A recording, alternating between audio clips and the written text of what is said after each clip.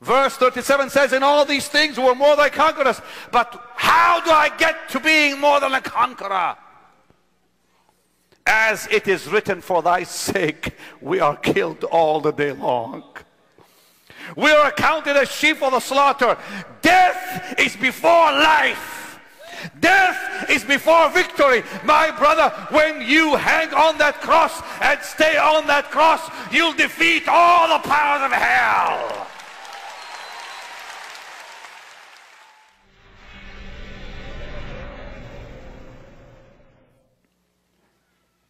You understand, there is no way to experience victory without death. Satan offered Jesus a crossless life more than once. In Matthew 16, when Jesus said, whom do men say I am? Lord, Peter spoke, you're the Christ, the Son of God. The man was anointed. Peter was anointed to actually know by revelation, this is the Messiah.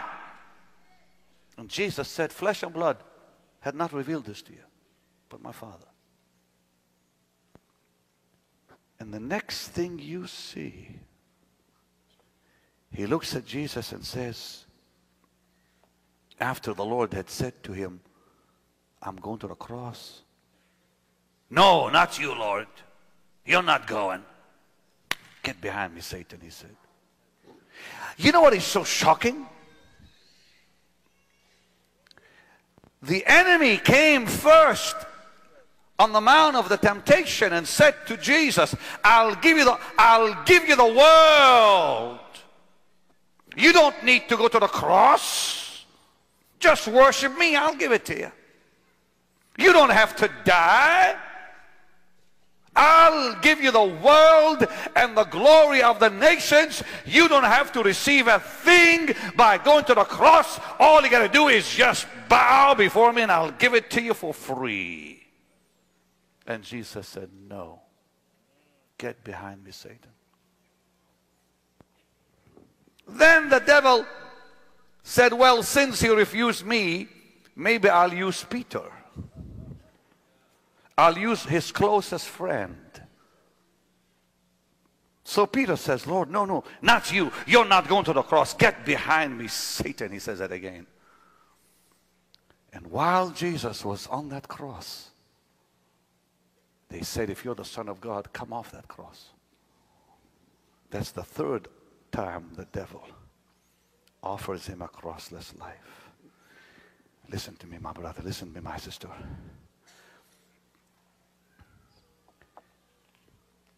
Just like the devil offered Jesus a crossless life, he'll offer you the same.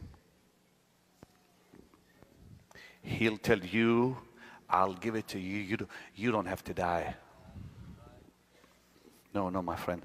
There's no shortcuts. If you want to live victoriously, it's only through the cross.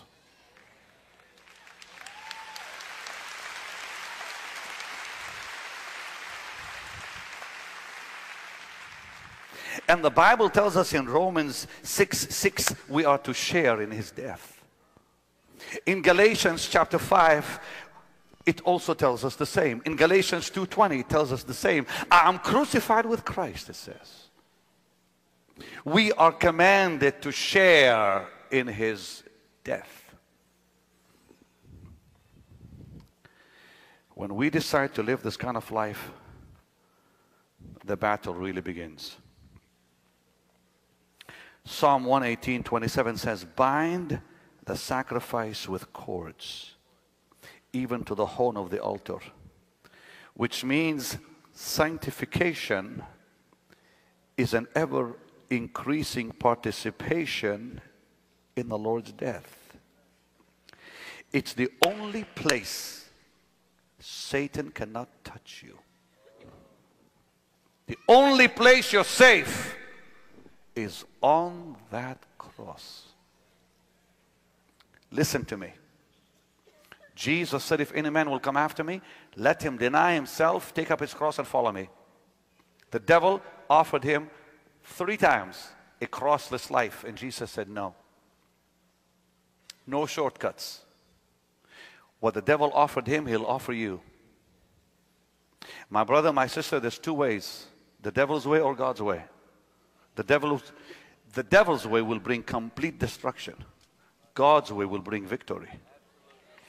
Choose the cross. Choose God's way.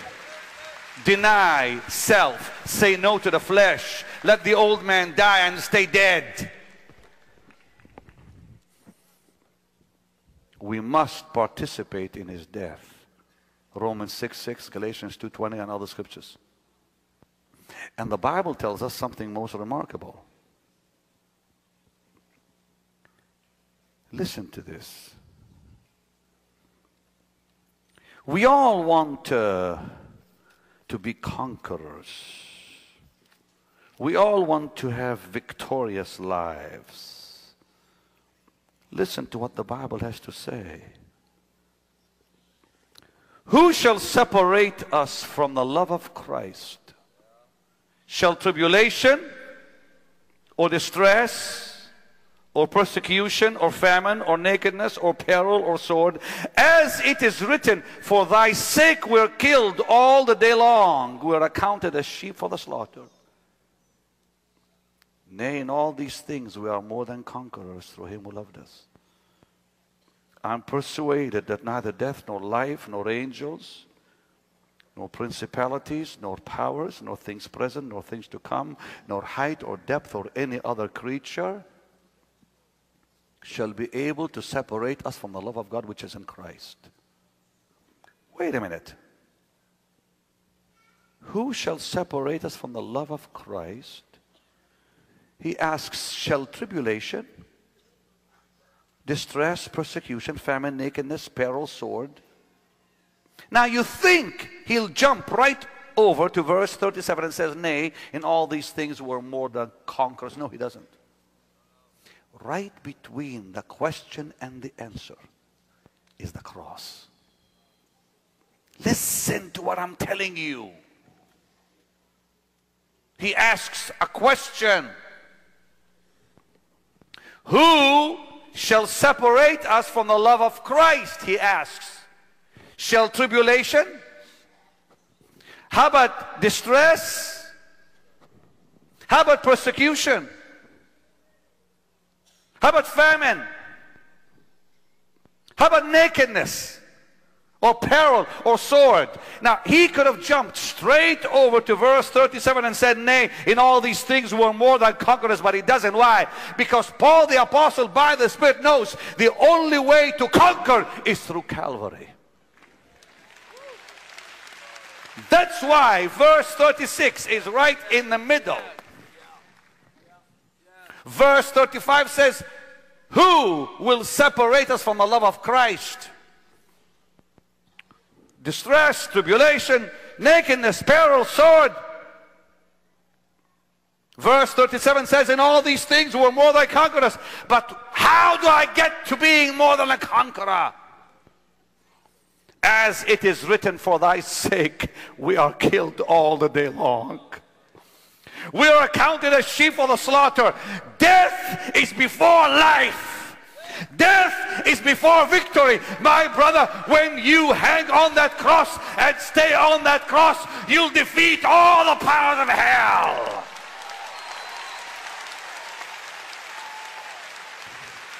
The devil cannot touch you when you're on that cross. You see, my brother, you see, my sister, that's why he said, if you're the Son of God, come off that cross. Why? Because he knew he'd destroy him. As long as Jesus was on that cross, he was safe. As long as you stay on your cross, you'll be safe. But never forget. Oh, yes, give the Lord a mighty hand. He deserves it. Come on, Cheryl, come on.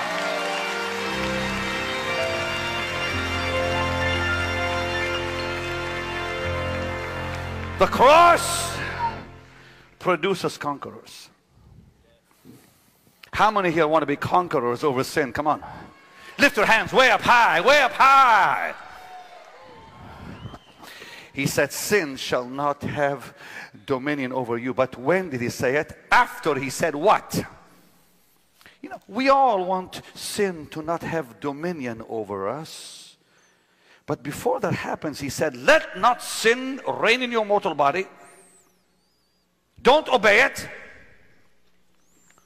Don't yield your members to sin. Verse 13 says, but yield yourselves unto God as those who are alive from the dead. And only then he promises sin shall not have dominion over you. But wait a minute, wait a minute. How can you say no to sin if you have no strength to say no to sin? There's only one answer. I'll show it to you. One answer. That's the answer.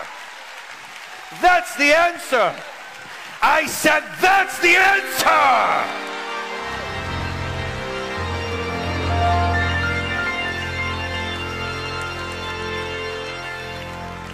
Do you remember the old song?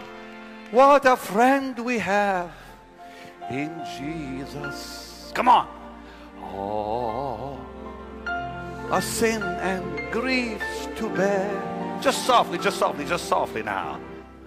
Oh, a privilege to carry, just softly, everything to God. Lift that hand, come on. Oh, what peace we often forfeit. Oh, what needless pain we bear. Why? Oh, because we do not carry everything. But I gotta tell you something. I gotta tell you something right now. I gotta tell you something now. You cannot pray. Sit down there. Choir, sit down.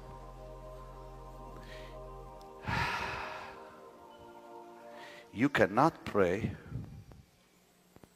if the flesh is alive. You cannot pray if your flesh is not dead. Can I say it like this? Only the dead know how to pray.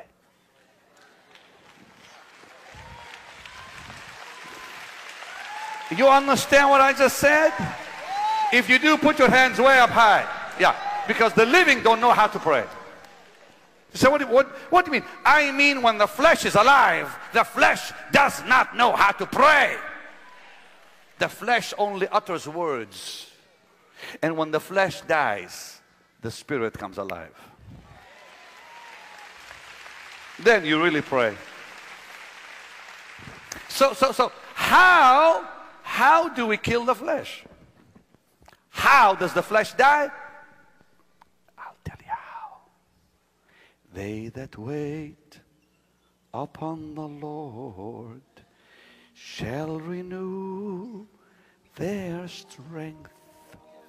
They shall mount up with wings as eagles. They shall run and not be weary. They shall walk and never faint. So what is it? It's waiting upon the Lord. Waiting kills the flesh. Do you know why? Oh Lord, oh Lord, where are you? Oh Lord, 5 hours. 5 hours last week. How would you like to pray for 5 hours? Weeping and tearing your heart apart. 5 hours, Ron. He didn't show up. But here's what happened. I didn't realize it because I preached it many times. The longer you stay, the closer you get to him. You just don't know it. You just don't know it. Do you know when my soul absolutely felt liberty? 5 hours later. What if I didn't pray 5 hours? You know, the hardest thing to do is wait. I wasn't praying, I was waiting. And you know what I said to him? I said, you said, if we wait, our strength will return.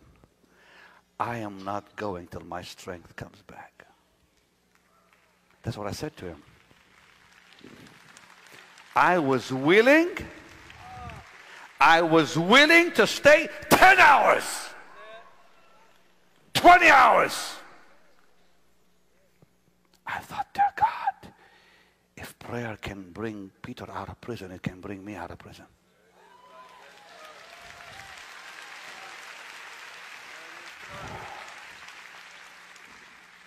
Sometimes you're so weak you can't pray, so you say, Lord, let somebody pray for me, because I'm too weak to pray. But then you give up and say, I'm going to do it myself. You cannot really pray till you surrender. Now listen to this. If any man come to me and hate not his father, his mother, his wife, children, brothers, sisters. This is the part that is hard. How can you hate your daddy and mama? Children? Brothers?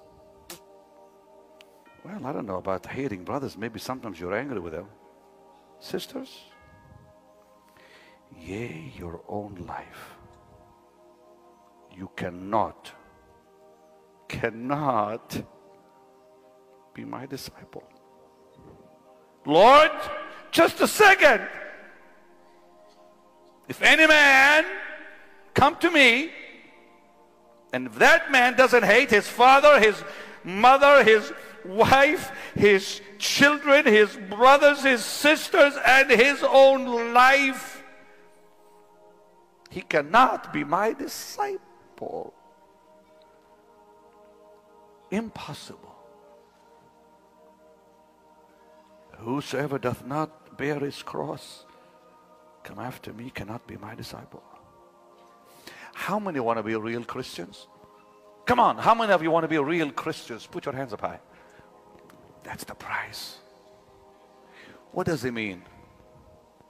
What does he mean by hating our family? No. He's not telling you to go hate your parents. For the same God said, honor them. They cannot come before him. That's what it means. You cannot put your parents ahead of the Lord. You cannot put your wife and children ahead of the Lord. And you cannot put your needs ahead of his needs.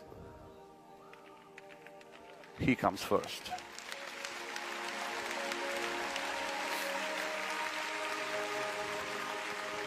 Will you make that decision tonight? Please, for a minute, at the cross, at the cross. He put you first when he died. He didn't put himself first. He could have very easily given up and said, no, I'm not going to do it. I will not do it. Oh, thank God. Thank God he did not give up. He put me first. He put you first. Now it's time we put him first. If you really want to put him first in your life, stand up.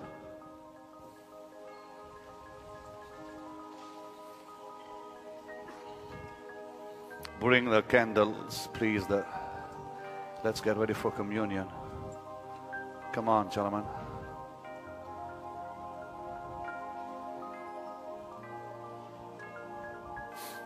Please come. When you hear voices, come right here.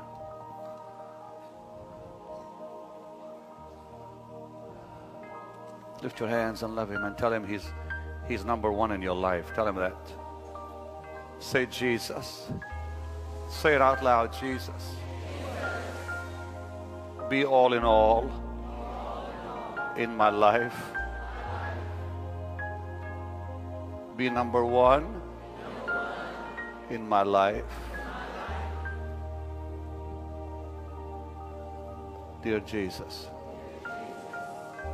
I want you to be all in all in my life.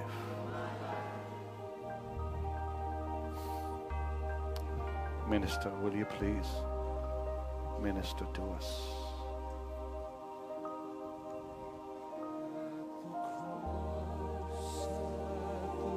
Sing it with him.